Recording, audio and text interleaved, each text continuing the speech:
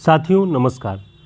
अब तक हम सभी ने आचार्य रामचंद्र शुक्ल जी के हिंदी साहित्य के इतिहास के आधुनिक काल के हिस्से की 4 क्लासेस पढ़ी हुई हैं। आज ये 5वीं क्लास है और आज हम सभी आधुनिक काल के प्रकरण 2 के विषय में पढ़ने जा रहे हैं और देखेंगे कि प्रकरण 2 में गद्य के विकास की, गद्य के आविर्भाव की कौन सी स्थितियां हैं, कौन कौन से सामाजिक आंदोलन हैं, कौन कौन से महानुभाव, कौन कौन से आंदोलन करता रहे हैं जिन्होंने हिंदी गद्य के विकास में, हिंदी भाषा की महत्व की स्थापना में बहुत महत्वपूर्ण योगदान निभाया।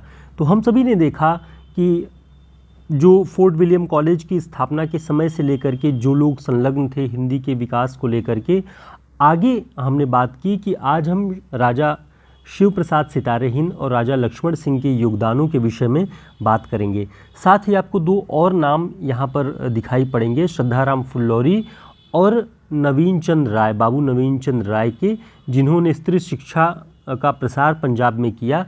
इन सभी ने अंग्रेजी राज की चुनौतियाँ और उर्दू भाषा भाषी लोगों से जो चुनौतियाँ हिंदी के लिए मिल रही थी, उन सभी से कैसे वे लड़े, कैसे उसका उन्होंने समाधान किया, क्या सामाजिक आंदोलन हुए, वे सारी बातें आपको इस क्लास में पढ़ने को मिलेंगी। तो किसी भी लिखित परीक्षा की तैयारी आप कर रहे हो, हरियाणा की, यूपीएलटी की, जीआईसी की, सभी में ये क्लास आपके लिए बहुत महत्वपूर्ण होगी। तो देखते हैं, शुरुआत करते हैं सबसे पहले कि शुक्ल जी ने लिखा कि किसी प्रकार हिंदी के नाम से नागरी अक्षरों में उर्दू ही लिखी जाने लगी थी। किस प्रकार से हिंदी के नाम से नागरी अक्षरों में उर्दू लिखी जाने लगी थी, इसकी चर्चा बनारस अखबार के संबंध में हम कर आए हैं। संवत 1913 में, अर्थात बलवे के 1 वर्ष पहले, शुक्ल जी जब बलवा कह रहे हैं ये संवत 1913 में, तो इसका मतलब है कि 1857 की जो क्रांति हुई थी उसके विषय में लिख रहे हैं कि जो बलवा हुआ था। तो संवत 1913 में अर्थात बलवे से 1 वर्ष पहले यानी 1856 में राजा शिव प्रसाद शिक्षा विभाग के इंस्पेक्टर नियुक्त हुए। तो ये तथ्य सबसे पहले आपको ध्यान रख लेना है परीक्षाओं की दृष्टि से कि राजा शिव प्रसाद सितारेहिंद शिक्षा विभाग में इंस्पेक्टर हुए थे सन 1856 में। ये शुक्ल जी कह रहे हैं। आगे भी लिखते हैं कि उस समय और दूसरे विभागों के समान शिक्षा विभाग में भी मुसलमानों का जोर था, जिनके मन में भाषापन का डर बराबर समाया रहता था। ये भाषापन क्या है?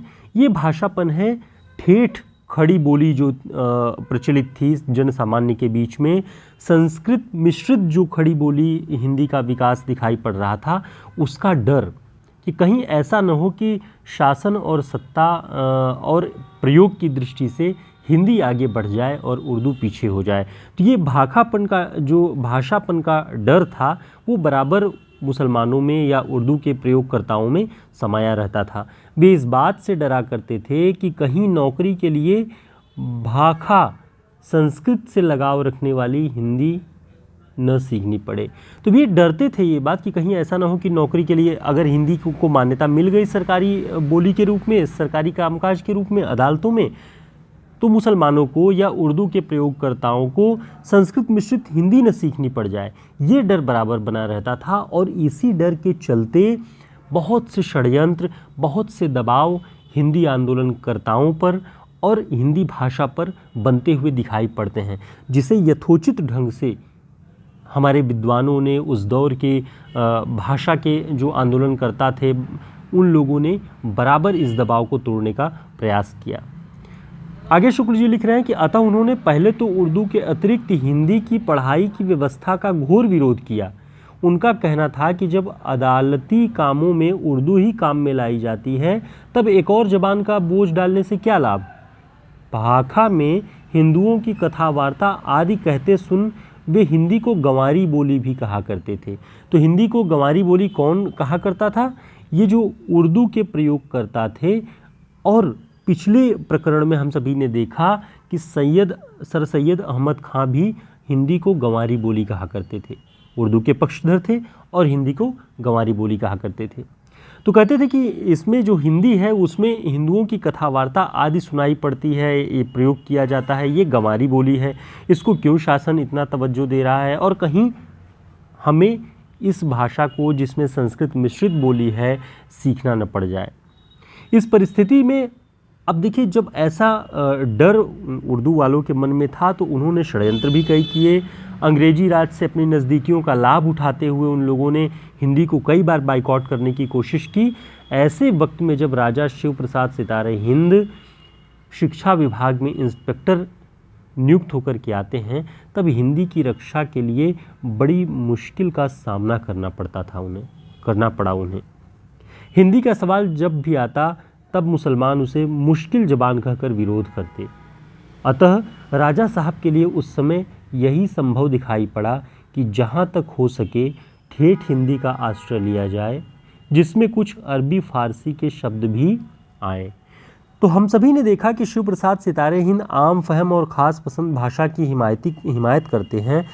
उर्दू मिश्रित हिंदी के पक्षधर हैं, तो हमें लगता है कि ये उर्दू के पक्षधर हैं, लेकिन ऐसा नहीं था। शुक्ल जी ने इस बात को कई जगह लिखा कि राजा शिव प्रसाद सितारे हिंद इस दबाव को महसूस करते थे कि पूरी तरह से कहीं ऐसा न हो कि नागरी लिपि और हिंदी खड़ी बोली का रूप शासन से बहिष्कृत कर दिया जाए, उसको जो ग्रांट वगैरह मिलते थे, अनुदान मिलते थे, वो सारी चीज़ें न बंद हो और प्रयोग से हिंदी पूरी तरह बाहर न हो जाए। इसलिए उन्होंने क्या किया कि जहाँ तक संभव हो सके ठेठ हिंदी का आश्रय लिया जाए, जिसमें कुछ अरबी फारसी के शब्द भी आ जाएं तो कोई बात नहीं। इसी नीति पर राजा शिव प्रसाद सितारे हिंद ने हिंदी को बचाने का प्रक्रम किया कि चलो ठीक है, थोड़ा सा अरबी फारसी के शब्द आ जाएं, लेकिन खड़ी बोली हिंदी का जो ठेठ रूप है उसका प्रसार भी हम इसी के बहाने कर लेंगे। उस समय साहित्य के कोर्स के लिए पुस्तकें नहीं थी, तो राजा शिव प्रसाद सितारे हिंद स्वयं पुस्तकें लिखने लगे और अपने कई सहयोगियों से पुस्तकें भी लिखवा रहे थे, जिसमें पंडित श्रीलाल और पंडित वंशीधर का नाम आता है कि उन्होंने शिव प्रसाद सितारे हिंद ने इन दोनों के सहयोग से कई पाठ्यक्रम की पुस्तकें लिखी और लिखवाने का भी प्रक्रम उन्होंने किया। और उन्होंने जो खुद भी पाठ्यक्रम के लिए पुस्तकें लिखी, कई कहानियाँ लिखी, जैसे राजा भोज का सपना, वीर सिंह का वृत्तांत, आलसियों को कोड़ा। कई सारी पुस्तकों में आलसियों का कोड़ा है, लेकिन आलसियों को कोड़ा है इसका सही नाम, ध्यान रखिएगा। संवत 1909 और संवत 1919 के बीच शिक्षा संबंधी अनेक पुस्तकें हिंदी में निकली, जिनमें से कुछ का उल्लेख किया जाता है। तो इन पुस्तकों के नाम भी याद रखिएगा। वंशीधर, जो राजा शिव प्रसाद सितारे हिंद के सहयोगी थे, वंशीधर, और एक थे श्रीलाल और एक थे बद्रीलाल, पंडित बद्रीलाल। इन सभी ने पाठ्य पुस्तकें लिखी, खड़ी बोली गद्य में पुस्तकें लिखी, जिसका असर ये हुआ कि शिक्षा संबंधी पुस्तकों का जो बहाना किया जाए कि हिंदी में पुस्तकें नहीं हैं, इसे शिक्षा के लिए अनुपयोगी माना, ऐसे जो समस्याएं थी उसे दूर करने के लिए इन लोगों ने पुस्तकें लिखी। पंडित वंशीधर ने, जो आगरा नॉर्मल स्कूल के मुदर्रिस थे, हिंदी उर्दू का पत्र निकाला, जिसके हिंदी कॉलम का नाम भारत खंडामृत था। ध्यान रखिएगा, उर्दू हिंदी का एक पत्र निकालते थे पंडित वंशीधर, जिसका जो हिंदी कॉलम था उसका नाम था भारत खंडामृत। ये तथ्य ध्यान रखेंगे। आजकल परीक्षाओं में जिस तरह से नए नए तथ्य पूछे जा रहे हैं, उस दृष्टि से ये बहुत आवश्यक है। और उर्दू का जो कॉलम था उसका क्या नाम था? आबे हयात। तो हिंदी वाले का नाम, हिंदी कॉलम का नाम भारत खंडामृत और उर्दू कॉलम का नाम आबे हयात। ये पत्र निकालते थे पंडित वंशीधर। इसके अलावा जो उन्होंने पुस्तकें लिखी, पुष्प वाटिका गुलिस्तां के एक अंश का अनुवाद है, भारतवर्षी इतिहास, जीविका परिपाटी, ये अर्थशास्त्र की पुस्तक है, और जगत वृत्तांत। इतनी पुस्तकें उस दौर में, जब हिंदी की कोई पाठ्य पुस्तक नहीं थी पढ़ाने के लिए, उस दौर में पंडित वंशीधर जी ने इन पुस्तकों को लिखा। इन पुस्तकों के नाम वंशीधर जी के नाम के साथ में याद रखिएगा। आगे देखते हैं, पंडित श्रीलाल का नाम भी आचार्य रामचंद्र शुक्ल जी ने लिखा। लिखते हैं कि इन्होंने एक पत्र मालिका बनाई। गारसा दत्तासी ने इन्हें कई पुस्तकों का लेखक कहा है। पंडित श्रीलाल बिहारी लाल के गुलिस्तां के 8वें अध्याय का हिंदी अनुवाद इन्होंने किया है। ठीक है, अब देखते हैं पंडित बद्रीलाल के बारे में। पंडित बद्रीलाल जो थे, डॉक्टर वैलेंटाइन के परामर्श के अनुसार सन 1919 में, संवत 1919 में हितोपदेश का अनुवाद किया। ध्यान रखेंगे, ये जो गद्य का आविर्भाव का जो ये हिस्सा हम पढ़ रहे हैं, ये वो दौर है राजा शिव प्रसाद सितारे हिंद और राजा लक्ष्मण सिंह के सक्रिय रूप का, एक्टिव दौर का। और इसी टाइम पीरियड के बाद भारतेंदु हरिश्चंद्र का आगमन होता है।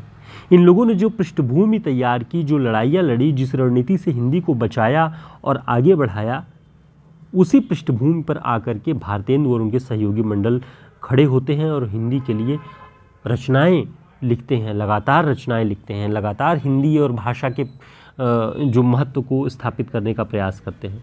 ठीक है, तो पंडित बद्रीलाल डॉक्टर वैलेंटाइन के परामर्श के अनुसार हितोपदेश का अनुवाद करते हैं, जिसमें बहुत सी कथाएं छाट दी गई थी। उसी वर्ष सिद्धांत संग्रह न्यायशास्त्र की पुस्तक है और उपदेश पुष्पावती नाम की 2 और पुस्तकें इनकी निकली, पंडित बद्रीलाल की, सिद्धांत संग्रह और उपदेश पुष्पावती।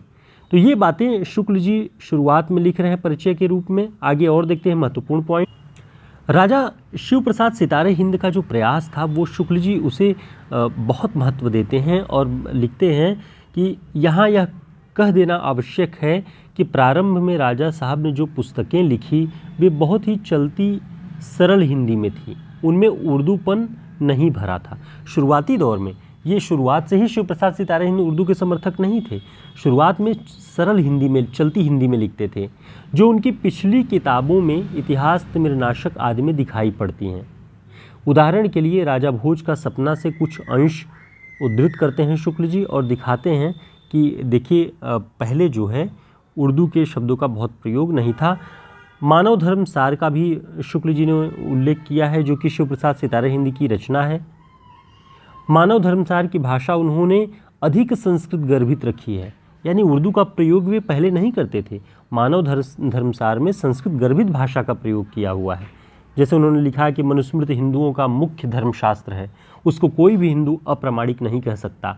वेद में लिखा है कि मनु जी ने जो कुछ कहा है उसे जीव के लिए औषधि समझना, और बृहस्पति लिखते हैं कि धर्म शास्त्राचार्यों में मनु जी सबसे प्रधान और अतिमान्य हैं। तो देखिए ये वो दौर था जब हिंदी गद्य का रूप विकसित हो रहा था, आविर्भाव हो रहा था। हिंदी गद्य की जो भाषा है बहुत पुरानी नहीं है, आज से 100-125 साल पुरानी भाषा है, लेकिन उस दौर में इतनी अच्छी हिंदी का जो विकास था वो शिव प्रसाद सितारे हिंद, राजा लक्ष्मण सिंह की हिंदी के बारे में अभी आप शुक्ल जी की टिप्पणी देखेंगे तो वो और भी रोचक है, वो सारी बातें हम देखेंगे। शुक्ल जी लिख रहे हैं कि मानव धर्मसार की भाषा राजा शिव प्रसाद सिंह की स्वीकृत भाषा नहीं। प्रारंभ काल से ही वे ऐसी चलती ठेठ हिंदी के पक्षपाती थे जिसमें सर्वसाधारण के बीच प्रचलित अरबी फारसी शब्दों का भी स्वच्छंद प्रयोग हो, क्योंकि बहुत सारे अरबी फारसी शब्द जो हैं वो लोक के बीच में, सर्वसाधारण के बीच में स्वच्छंद रूप से प्रयोग होते हैं। आज भी आप देखिए तो पुलिस, अदालत, कचहरी और ज़मीन से जुड़े हुए जो भी शब्दावलियाँ हमारे आसपास, पैमाइश हो, चकबंदी हो, बहुत सारी चीज़ें होती हैं, वो सब कुछ आपको उर्दू के, अरबी के, फारसी के कई सारे शब्द प्रचलन में मिल जाएंगे। तो ऐसा था, इस बात को राजा शिव प्रसाद सिंह स्वीकार करते थे और इसलिए उन्होंने ऐसा प्रयोग किया कि जो भी प्रचलित अरबी फारसी के शब्द हैं उन सब का प्रयोग किया जाए। तो आप जब लिखित परीक्षा में इन प्रश्नों पर यदि गद्य के आविर्भाव पे कोई बात पूछ ली जाए, कोई जानकारी संबंधी प्रश्न पूछ लिया जाए, तो आप इन बातों को कोट कर सकते हैं, जिससे आपका उत्तर और बेहतर हो सकता है। ठीक है, तो राजा शिव प्रसाद सितारे हिंद ने शिक्षा संबंधी पाठ्य पुस्तक जो लिखी, एक गुटका लिखी और उसमें कई लेखकों के, कई रचनाकारों की रचनाओं को संग्रहित किया, ताकि ये कहा जा सके कि हिंदी में भी पाठ्य पुस्तक है, पढ़ने योग्य पुस्तक है। तो गुटका में जो साहित्य की पाठ्य पुस्तक थी, उन्होंने जो संस्कृत मिली ठेठ और सरल भाषा का ही आदर्श बनाए रखा, पर संवत 1917 के पीछे उनका झुकाव उर्दू की ओर होने लगा। ठीक है, ये 1860 के आसपास की बात है। उनका जो झुकाव है वो उर्दू की ओर होने लगा, और भारतेंदु तो अभी बहुत छोटे थे।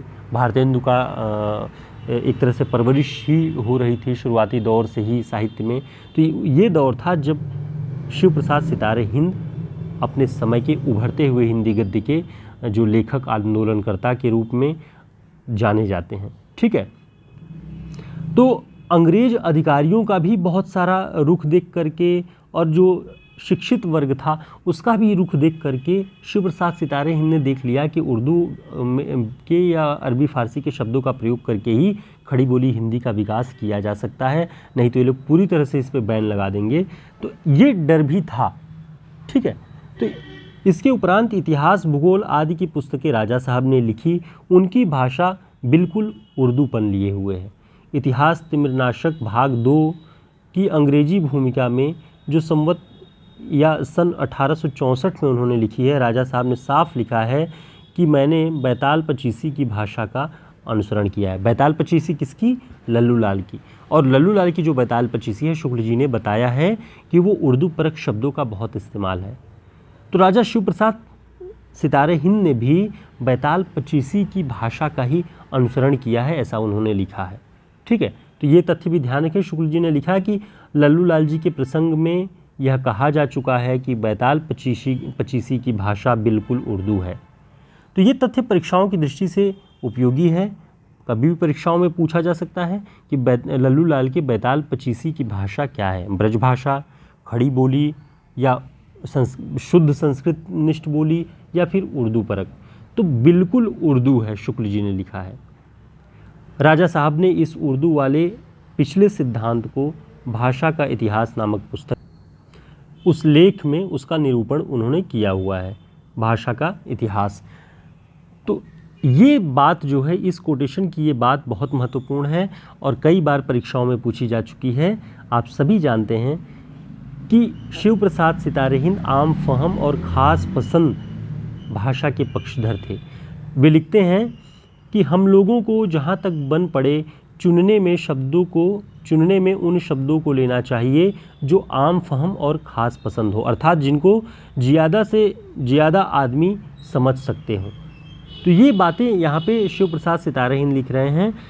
आगे शुक्ल जी लिख रहे हैं कि भाषा संबंधी जिस सिद्धांत का प्रतिपादन राजा साहब ने किया है, उसके अनुकूल उनकी भाषा कहाँ तक ठीक है आप पाठक समझ सकते हैं।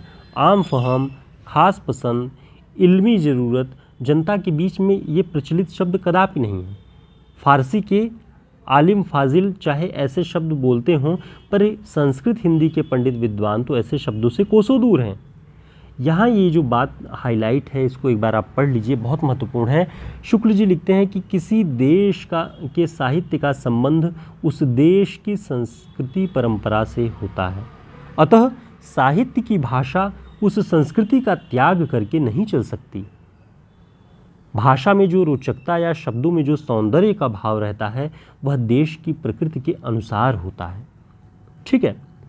आगे वे लिखते हैं कि संस्कृत शब्दों में थोड़े बहुत मेल से भाषा का जो रुचिकर रूप हजारों वर्षों से चला आता था, उसके स्थान पर एक विदेशी रूप रंग की भाषा गले में उतारना देश की प्रकृति के विरुद्ध था। यह प्रकृति विरुद्ध भाषा खटकी तो बहुत लोगों को होगी, पर असली हिंदी का नमूना लेकर उस समय कौन आया? राजा लक्ष्मण सिंह। ध्यान रखिएगा, असली हिंदी का नमूना कौन लेकर आया? शुक्ल जी किसके विषय में कह रहे हैं राजा लक्ष्मण सिंह ही असली हिंदी का नमूना लेकर आगे बढ़े। और उन्होंने प्रजा हितैषी नामक एक पत्र निकाला 1861 में। कई जगह आपको 1855 मिल जाएगा, लेकिन संवत 1918 बताया है प्रजा हितैषी का प्रकाशन वर्ष आचार्य रामचंद्र शुक्ल जी ने। तो संवत से 57 घटाएंगे तो 1861 ईस्वी ठहरेगा। तो राजा लक्ष्मण सिंह के पत्र का क्या नाम था? प्रजा हितैषी, 1861। और ये पत्र आगरे से निकलता था। तो ध्यान देंगे, शिव प्रसाद सितारे हिंद बनारस अखबार बनारस से, काशी से निकाल रहे थे, और राजा लक्ष्मण सिंह क्या कर रहे थे? आगरे से निकाल रहे थे प्रजा हितैषी को। और इसमें संस्कृत मिश्रित खड़ी बोली का प्रयोग दिखाई पड़ता है। और शुक्ल जी कह रहे हैं कि असली हिंदी का नमूना लेकर के शिव प्रसाद लक्ष्मण सिंह आगे बढ़े, ठीक है। उन्होंने 1862 में अभिज्ञान शाकुंतलम का अनुवाद बहुत ही सरस और विशुद्ध हिंदी में प्रकाशित कराया। तो अभिज्ञान शाकुंतलम का अनुवाद किसने किया है? राजा लक्ष्मण सिंह ने किया हुआ है, ठीक है। इस पुस्तक की बड़ी प्रशंसा हुई और भाषा के संबंध में मानो फिर से लोगों की आंखें खुल गई। ऐसी भाषा राजा लक्ष्मण सिंह जी ने लिखा कि लोगों को लगा कि खड़ी बोली हिंदी का रूप ऐसा भी हो सकता है, बिना उर्दू और अरबी फ़ारसी के शब्दों के इस्तेमाल के भी खड़ी बोली को इस रूप में लिखा जा सकता है, लोगों की आंखें खुली। ये शुक्ल जी का कथन है। इसमें यह भाषा ठेठ और सरल होते हुए भी साहित्य में चिरकाल से व्यवहृत संस्कृत के कुछ रसिक शब्द लिए हुए हैं। रघुवंश के गद्यानुवाद के प्राकथन में राजा लक्ष्मण सिंह ने भाषा के संबंध में अपना मत प्रकट किया है। अब वो मत क्या है हम आपको बताएंगे, क्योंकि यही मत बहुत प्रचलित है। जैसे हमने देखा कि आम फहम और ख़ास पसंद शिव प्रसाद जी के बारे में कहा गया है, वैसे ही राजा लक्ष्मण सिंह का ये कथन बहुत महत्वपूर्ण है। देखते हैं, राजा लक्ष्मण सिंह का ये कथन बहुत महत्वपूर्ण है। कई बार पहचानने के लिए आता है कि यह कथन किसका है। कथन है कि हमारे मत में हिंदी और उर्दू दो बोली न्यारी न्यारी है। हिंदी इस देश के हिंदू बोलते हैं और उर्दू यहाँ के मुसलमान और पारसी पढ़े हुए हिंदुओं की बोलचाल है। हिंदी में संस्कृत के पद बहुत आते हैं, उर्दू में अरबी फारसी के। हरियाणा असिस्टेंट प्रोफेसर भर्ती परीक्षा में 2 कथनों के रूप में इसी तरह से पूछा गया था कि उर्दू क्या है, अरबी फारसी शब्दों के प्रयोग से बनी हुई है, और हिंदी में संस्कृत के पद बहुतायत में आते हैं। परंतु कुछ अवश्य नहीं है कि अरबी फारसी के शब्दों के बिना हिंदी न बोली जाए, और न हम उस भाषा को हिंदी कहते हैं जिसमें अरबी फारसी के शब्द भरे हों। अब देखिए, राजा लक्ष्मण सिंह की जो दृष्टि थी, जो विचार था, वो पूरी तरह से स्पष्ट था कि जिसमें अरबी फारसी के शब्द भरे हों हम उसे हिंदी कह ही नहीं सकते हैं। तो हमारे मत में हिंदी और उर्दू दो बोली न्यारी न्यारी है। ये कथन राजा लक्ष्मण सिंह का है। ध्यान रखेंगे, आपकी परीक्षाओं की दृष्टि से उपयोगी है। ठीक है, तो कई सारी बातें हुई। इसके बाद एक महत्वपूर्ण बात जो आपको यहाँ ध्यान रखनी है, अंग्रेज़ों में भी भारतीय साहित्य और भारतीय भाषाओं में लिखे गए साहित्य और रचनाओं को पढ़ने की जो प्रेरणा थी वो बढ़ती जा रही थी। इस दशा में शुक्ल जी ने फ्रेडरिक पिनकार्ट का नाम यहाँ पर उद्धृत किया है। तो इस नाम को ध्यान रखिएगा, शुक्ल जी ने बताया है जो फ्रेडरिक पिनकार्ट का स्मरण हिंदी प्रेमियों को सदा रखना चाहिए। अब देखिए, शुक्ल जी किसी के विषय में अगर ऐसी बात लिख रहे हैं कि हिंदी प्रेमियों को सदा फ्रेडरिक पिनकार्ट का नाम स्मरण रखना चाहिए, तो आपको ये ध्यान ही रखना चाहिए। इनका संबंध इस रूप में है हिंदी से कि ये इंग्लैंड में इनका जन्म हुआ। प्रेस के कामों में बहुत अच्छा अनुभव इन्हें प्राप्त था, और अंत में लंदन की जो प्रसिद्ध कंपनी थी एलन एंड कंपनी, इसके विशाल छापे खाने के ये मैनेजर हुए। वहीं से अपने जीवन के अंतिम दिनों के कुछ पहले शांतिपूर्वक रहकर भारतीय साहित्य और भारतीय जनहित के लिए बराबर उद्योग करते रहे। संस्कृत की चर्चा पिनकार्ट साहब लड़कपन से ही सुनते आए थे। अब देखिए, इनके विषय में कम से कम 1 पेज शुक्ल जी ने लिखा है पिनकार्ट साहब के बारे में, फ्रेडरिक पिनकार्ट। तो थोड़ी सी बातें आप इनके विषय में जानते रहिए कि बचपन से ही संस्कृत के विषय में सुनते आ रहे थे और बहुत अध्ययन परिश्रम से उन्होंने संस्कृत का अध्ययन किया। उसके उपरांत उन्होंने हिंदी और उर्दू का भी खूब अभ्यास किया। इंग्लैंड में बैठे बैठे उन्होंने दोनों भाषाओं पर ऐसा अधिकार प्राप्त कर लिया कि इनमें लेख और पुस्तकें लिखने और प्रेस में छापने लगे। यद्यपि इन्होंने उर्दू का भी अच्छा अभ्यास किया, पर उन्हें इस बात का अच्छी तरह निश्चय हो गया कि यहाँ की परंपरागत प्रकृत भाषा हिंदी है। तो भारत की परंपरागत प्रकृत भाषा क्या है? हिंदी। अतः जीवन भर ये उसी की सेवा और हित साधना में तत्पर रहे। उनके हिंदी लेखों, कविताओं और पुस्तकों की चर्चा आगे भारतेंदु काल के भीतर की जाएगी। ध्यान रखेंगे, फ्रेडरिक पिनकार्ट की रचनाओं का, उनके पुस्तकों का अध्ययन शुक्ल जी ने उसका पूरा का पूरा विवेचन भारतेंदु काल में किया हुआ है। तो ऐसे थे फ्रेडरिक पिनकार्ट। आगे उनके बारे में लिख रहे हैं कि शुक्ल जी लिख रहे हैं कि संवत 1947 में उन्होंने एलन कंपनी से संबंध तोड़ा और गिलबर्ट एंड रिविंगटन नामक विख्यात व्यवसाय कार्यालय में पूर्वीय मंत्री नियुक्त हुए। उस कंपनी की ओर से एक व्यापार पत्र, बिजनेस मैगजीन आईने सौदागरी उर्दू में निकलता था, जिसका संपादन पिनकार्ट साहब करते थे। तो इसमें कुछ पृष्ठ हिंदी के लिए भी उन्होंने बना करके रखा। कहने की आवश्यकता नहीं कि हिंदी के लेख वे ही लिखते थे। लेखों के अतिरिक्त हिंदुस्तान में प्रकाशित होने वाले हिंदी समाचार पत्रों जैसे हिंदुस्तान, आर्य दर्पण, भारत मित्र से उद्धरण भी उस पत्र में हिंदी विभाग में वे रखते थे। बराबर फ्रेडरिक पिनकार्ट ये काम करते थे कि भारत में जो भी लोग हिंदी में रचनारत थे, अपनी पत्र पत्रिकाओं में वे जिसका संपादन करते थे, उनके विषय में कुछ न कुछ बातें छापा करते थे। भारत का हित वे सच्चे हृदय से चाहते थे। फ्रेडरिक पिनकार्ट, राजा लक्ष्मण सिंह, भारतेंदु हरिश्चंद्र, प्रताप नारायण मिश्र, कार्तिक प्रसाद खत्री इत्यादि हिंदी लेखकों से उनका बराबर हिंदी में पत्र व्यवहार चलता रहता था। अब देखिए, फ्रेडरिक पिनकार्ट कहाँ इंग्लैंड में और कहाँ भारत के इन लेखकों से इतना हिंदी प्रेम था कि इन सभी से पत्र व्यवहार उनका चलता रहता था। उस समय के प्रत्येक हिंदी लेखक के घर में पिनकार्ट साहब के 2-4 पत्र मिल जाएंगे। हिंदी के लेखकों और ग्रंथकारों का परिचय इंग्लैंड वालों को वहाँ के पत्रों में लिखकर, इंग्लैंड के पत्रों में हिंदी के लेखकों का परिचय लिखकर वे प्रकाशित किया करते थे, ताकि वहाँ के लोग भी हिंदी के लेखकों को जान जाएं। ये बहुत बड़ा श्रम था हिंदी के क्षेत्र में फ्रेडरिक पिनकार्ट जी का। तो बाद में वे रिया घास, जिसके रेशों से अच्छे कपड़े बनते थे, उसकी खेती का प्रचार करने हिंदुस्तान में आए और यहीं उनकी मृत्यु हो जाती है। और शुक्ल जी लिखते हैं कि भारत की मिट्टी में ही उनका जो है अंतिम जो अवसान है वो हो जाता है। फ्रेडरिक पिनकार्ट जी राजा लक्ष्मण सिंह के शकुंतला नाटक से बहुत प्रभावित थे, बहुत प्रसन्न हुए उसकी भाषा देख करके, उसे पढ़ करके।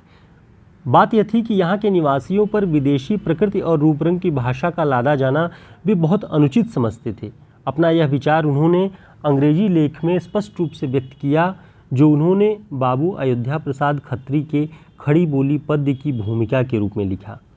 तो अयोध्या प्रसाद खत्री जी की पुस्तक थी, यहाँ नाम ध्यान रखेंगे, खड़ी बोली का पद्य। उसकी भूमिका फ्रेडरिक पिनकार्ट जी ने लिखी है और उसमें उन्होंने लिखा कि फारसी मिश्रित हिंदी अर्थात उर्दू या हिंदुस्तानी के अदालती भाषा बनाए जाने के कारण उनकी बहुत बड़ी उन्नति हुई है।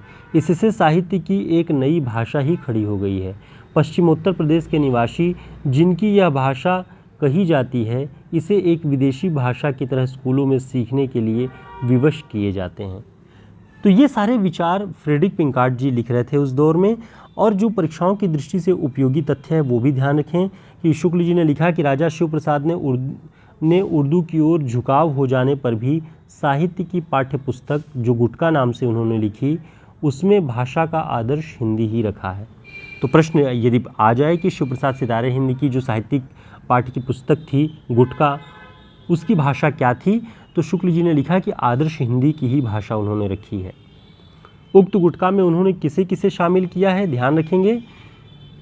उन्होंने अपनी रचना राजा भोज का सपना, इंशाअल्लाह खां की रानी केतकी की कहानी के साथ ही राजा लक्ष्मण सिंह के शकुंतला नाटक का भी बहुत सा अंश रखा। पहला गुटका शायद सन 1867 में प्रकाशित हुआ था। तो जो गुटका उन्होंने लिखा पाठ्य पुस्तक के रूप में, उसमें इन लोगों की रचनाओं का अंश भी उन्होंने शामिल किया हुआ था, ध्यान रखिएगा। आगे हम थोड़ी सी बात करते हैं बाबू नवीन चंद्र राय के बारे में। दरअसल जिस तरह से उर्दू भाषा का प्रभाव बढ़ रहा था, उर्दू भाषा का वर्चस्व अंग्रेजी सत्ता के माध्यम से, सत्ता का आश्रय लेकर के बढ़ाया जा रहा था। दयानंद सरस्वती, श्रद्धाराम फुल्लोरी, नवीन चंद्र राय, ये सभी पंजाब के क्षेत्र में और पश्चिमोत्तर प्रदेश में जिस तरह उर्दू का मत और ईसाई धर्म के मत जो एकेश्वरी पैगंबरवाद बढ़ाया जा रहा था, उन सभी से बहुत चिंतित थे और इन लोगों ने आर्य संस्कृति, आर्य धर्म और भारत की जो मूल संस्कृति थी उसको बचाए रखने के लिए उद्योग किया।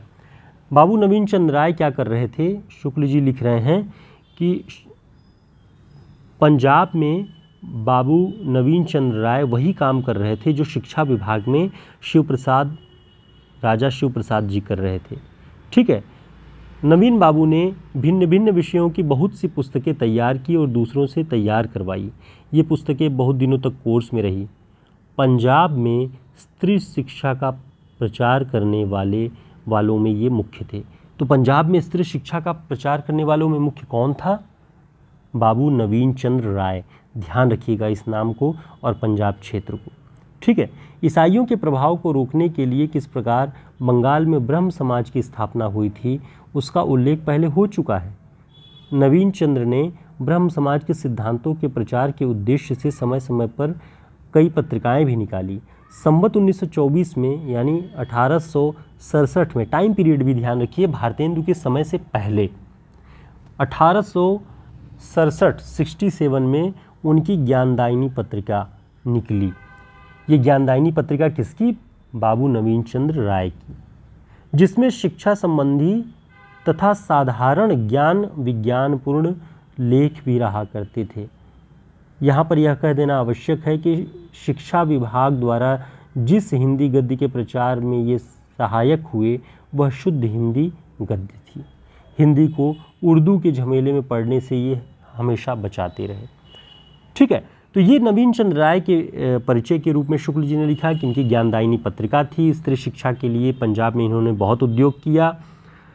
हिंदी की रक्षा के लिए उर्दू के पक्षपातियों से भी उसी प्रकार लड़ना पड़ता था जिस प्रकार यहाँ राजा शिव प्रसाद को, जैसे राजा शिव प्रसाद लड़ रहे थे हिंदी की स्थापना के लिए, हिंदी की रक्षा के लिए, वैसे ही नवीन चंद्र राय जी को भी पंजाब की तरफ उर्दू शिक्षा के बढ़ते या उर्दू के बढ़ते प्रभाव को के सामने हिंदी को बचाने का उद्योग उन्होंने किया। ये चिंता बराबर बनी रही।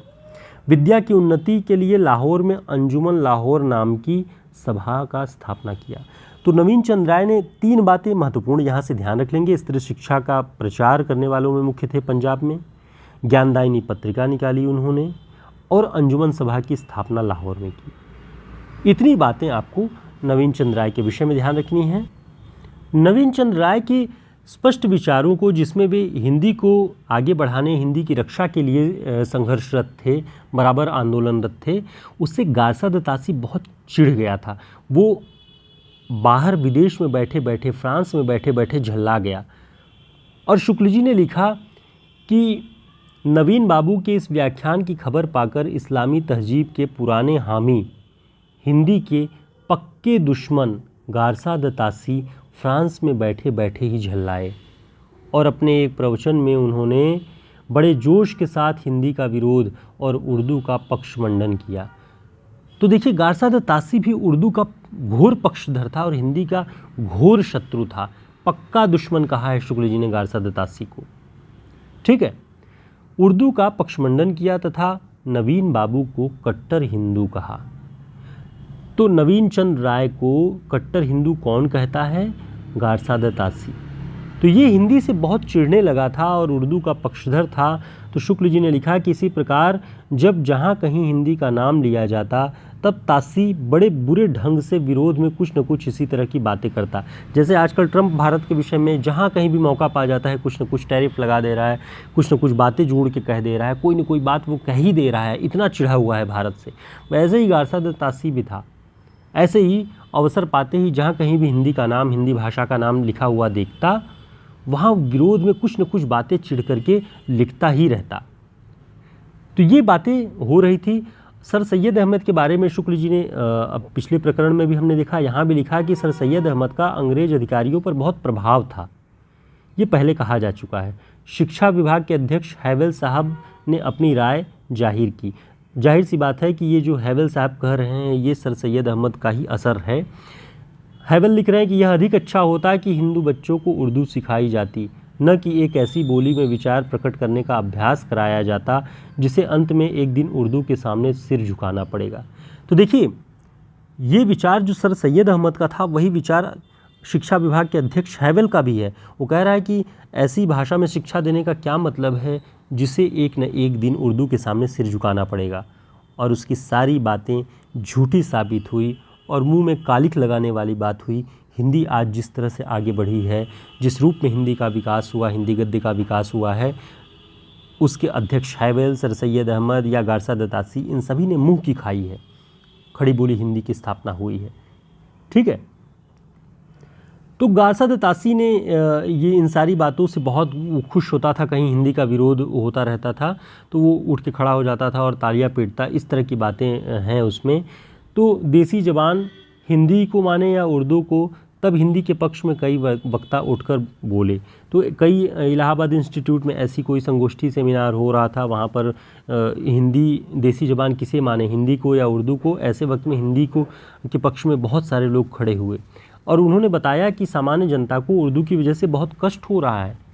अदालतों में जाते हैं, उन्हें उर्दू नहीं आती, उर्दू नहीं समझ पाते हैं, जिसकी वजह से मुंशियों से और तमाम लोगों से, जो अनुवादक होते हैं, जो लिपिक होते हैं, उनसे बहुत शोषण भी उनका होता है और उन्हें समझ में भी नहीं आती कि अदालत की क्या आज्ञा है, क्या उसका डिसीज़न है। तो ये बातें वहाँ पर रखी गई, सभी लोगों ने बताई है। लेकिन फिर भी शुक्ल जी लिख रहे हैं, ये तथ्य परीक्षाओं की दृष्टि से भी बहुत महत्वपूर्ण है कि गारसा दत्तासी क्या करता है कि वो हिंदी को भद्दी बोली कहता है। देखिए, गारसा दत्तासी हिंदी को एक भद्दी बोली कहता है और कहता है कि जिसके अक्षर भी देखने में सुडौल नहीं लगते, अक्षरों की बनावट सुंदर नहीं है, बहुत भद्दी बोली है, ये गारसा दत्तासी कह रहा है। तो बहुत कट्टर दुश्मन था भाई हिंदी का गारसा दत्तासी, और हम इसकी रचना का नाम याद करते हुए टहलते रहते हैं। फिर भी इतिहास की चीज़ है, करना पड़ता है साहित्य के विद्यार्थी होने के नाते। तो ये सारी बातें हम देखेंगे और देखेंगे कि दयानंद सरस्वती पैगंबरी एकेश्वरवाद जो इस्लाम और ईसाई धर्म का तेज़ी से प्रचार किया जा रहा था, उससे भारतीयों के मन में अपने मूल संस्कृति, अपने मूल संस्कार को लेकर, दर्शन को लेकर चिंताएं उभरी। और ऐसे में स्वामी दयानंद सरस्वती ने वैदिक एकेश्वरवाद लेकर खड़े हुए और संवत 1920 में उन्होंने अनेक नगरों में घूम घूम कर व्याख्यान देना पड़ा। घूम घूम के उन्होंने जितना परिश्रम हो सकता था उन्होंने किया, और कहने की आवश्यकता नहीं कि ये व्याख्यान देश में दूर दूर तक प्रचलित साधु हिंदी भाषा में ही होते थे। स्वामी जी ने अपना सत्यार्थ प्रकाश तो हिंदी या आर्य भाषा में ही प्रकाशित किया। तो सत्यार्थ प्रकाश किसकी रचना है? स्वामी दयानंद सरस्वती की। और उनके अनुयायी हिंदी को आर्य भाषा ही कहते थे। सन 1865 में यानी संवत 1922 में आर्य समाज की स्थापना की दयानंद सरस्वती जी ने। ठीक है, तो पश्चिमी जिले जो थे संयुक्त प्रांत के और पंजाब में आर्य समाज के प्रभाव से हिंदी गद्य का जो प्रचार था वो तेज़ी से बढ़ा। पंजाबी बोली में लिखित साहित्य न होने से और मुसलमानों के अधिक संपर्क से पंजाब वालों को लिखने पढ़ने की भाषा उर्दू हो रही थी। आज पंजाब में हिंदी की जो पूरी चर्चा सुनाई देती है, दयानंद सरस्वती की बदौलत है। ये बातें शुक्ल जी लिख रहे हैं। इसके बाद श्रद्धाराम फुल्लौरी जी के बारे में लिखते हैं। श्रद्धाराम फुल्लौरी जी की कई सारी रचनाओं से आप परिचित हैं, और ये विलक्षण प्रतिभाशाली विद्वान पंडित श्रद्धाराम फुल्लौरी, उनकी व्याख्याओं और कथाओं की धूम पंजाब में खूब हुई। तो श्रद्धाराम फुल्लौरी का जो क्षेत्र था, कौन सा था? पंजाब। दयानंद सरस्वती ने भी पश्चिमोत्तर प्रांत और पंजाब की तरफ अपने जो व्याख्यान थे, जो यात्राएं थी, वो उधर की। नवीन चंद राय ने भी अंजुमन सभा की स्थापना, ज्ञानदायिनी पत्रिका का प्रवर्तन, ये सारी चीज़ें पंजाब में की।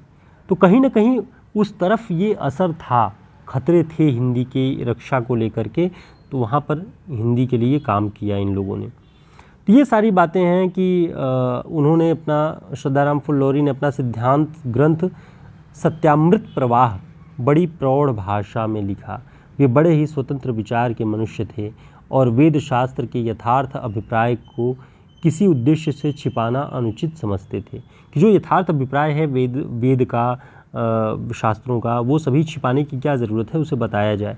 इसी से स्वामी दयानंद की बहुत सी बातों का विरोध वे बराबर करते रहे। यद्यपि बहुत सी बातें कह और लिख जाते थे जो कट्टर अंधविश्वासियों को खटक जाती थी। तो बड़े प्रोग्रेसिव टाइप के भी थे श्रद्धाराम फुल्लौरी जी।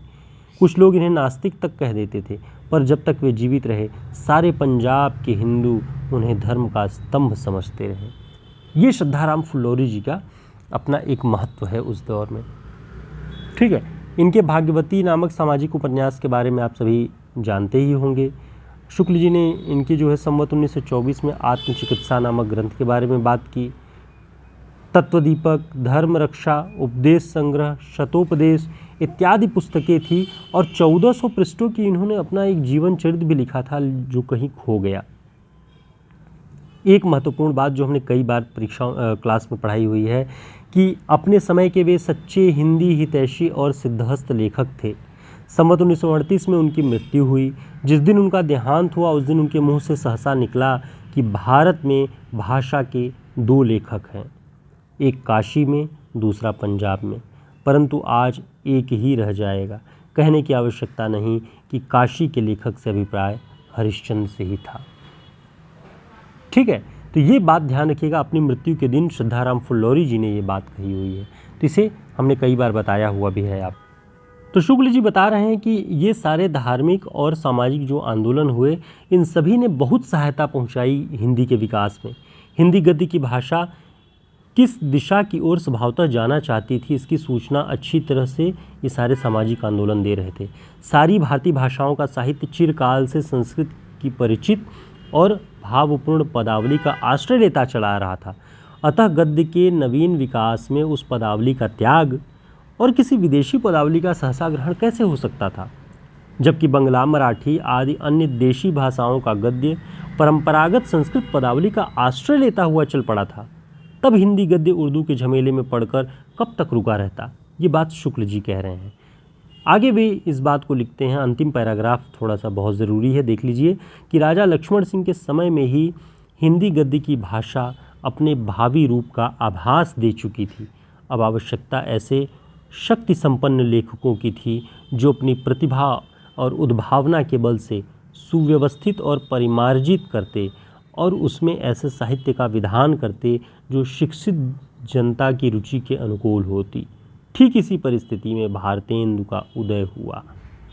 तो ये जो परिस्थिति, जिन परिस्थितियों में श्रद्धाराम फुल्लौरी, नवीन चंद्र राय, दयानंद सरस्वती, राजा लक्ष्मण सिंह, राजा शिव प्रसाद सितारेहीन, ये लोग जो ये संघर्ष कर रहे थे, इस संघर्ष से जो एक मजबूत ज़मीन तैयार हुई, उस पर भारतेंदु का उदय होता है, भारतेंदु मंडल के लेखकों का उदय होता है और हिंदी अपने विकास यात्रा पर चल पड़ती है।